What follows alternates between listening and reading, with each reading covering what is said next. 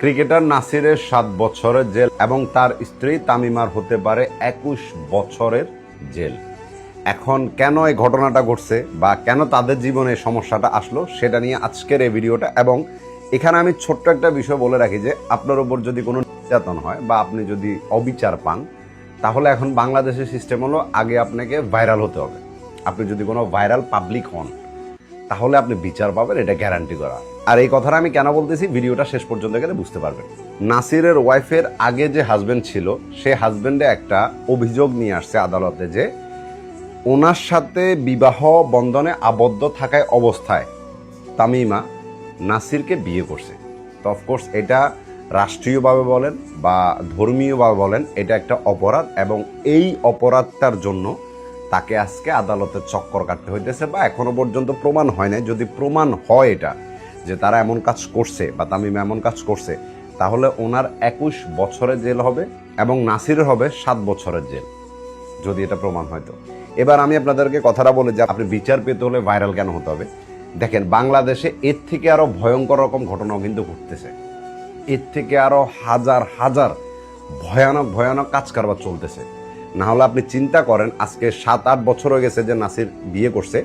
এখন 7-8 বছর পরে গিয়া তামিমার হাজবেন্ডের এটা রিয়েলাইজ হয়েছে যে আমার ওয়াইফ আমার সাথে বিয়েতে আবদ্ধ থাকা অবস্থায় নাসিরকে বিয়ে করছে। আজকে 8 বছর পরে যে ওনার এটা মনে হয়েছে এবং এটা নিয়ে উনি মামলা করছে বা এখন ওনারা কোর্টের চক্কর কাটতেছে। তো বিষয়টা হলো কি জানেন, আমাদের বাংলাদেশে যদি আপনি পপুলার কোনো ব্যক্তি হন, আপনি ফেমাস হন, আপনি ভাইরাল হন, তখনই আপনার নিউজগুলো এতভাবে হাইলাইট হবে। পুলিশ বলেন, সংবাদ মাধ্যম বলেন, থানা আদালত বলেন, সব কিছু মানে আপনার পিছনে এমনভাবে দৌড়াবে আপনি বাংলাদেশে এমন কোনো বড় একটা ক্রাইম করে ফেলছেন যেটা ভয়ঙ্কর রকম একটা রূপ নিয়ে নিছে। না হলে দেখেন, এমন হাজারো প্রবাসীর বউ সেম কাজটা করতেছে, তারা পালিয়ে যাচ্ছে, কোনো বিচার আজ অব্দি পাইছে বলে আমার মনে হয় না। হাজার মামলা আছে, কোনো বিচার হয়েছে বলে আমার মনে হয় না। হাজারো লুটপাট হইতেছে, মানুষকে ঘর থেকে নিয়ে মানে ফেলতেছে, এগুলার কোনো বিচার নাই। না এগুলা হাইলাইট হইতেছে, না আমরা জানতেছি, না আপনি শুনতেছেন, না এগুলা নিয়ে নিউজ হবে না বা এগুলা ভাইরাল হবে না। কেন? কারণ ওই ব্যক্তিগুলো তো কোনো ফেমাস ব্যক্তি না, ওই ব্যক্তিগুলো কোনো ভাইরাল ব্যক্তি না। কিছুদিন আগে আমি একটা ভিডিও দেখছি যে একটা মহিলা তার স্বামী মারা যাওয়ার পরে কবরস্থানে গিয়ে বসে আছে এবং ওইখানে নাকি উনি খাবার দাবার খায়, একশোটা বুঝাইতেছিল।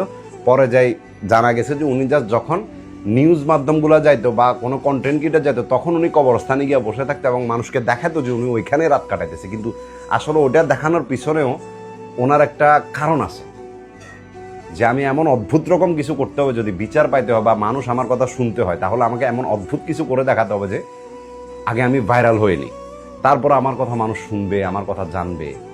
দুনিয়াটা এখন এমন হয়ে গেছে। তো এই জন্য আপনি বিচার তখনই পাবেন যখন আপনি ভাইরাল হবেন, বুঝতেছেন? বাংলাদেশের বর্তমান সিস্টেম এমনই চলতেছে।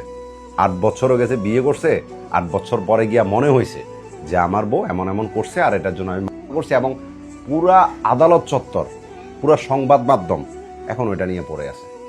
যাক, দেখা যাক শেষে বিচার কি হয়, রায় কি আসে, কার কত বছরের জেল হয়। ভালো থাকবেন।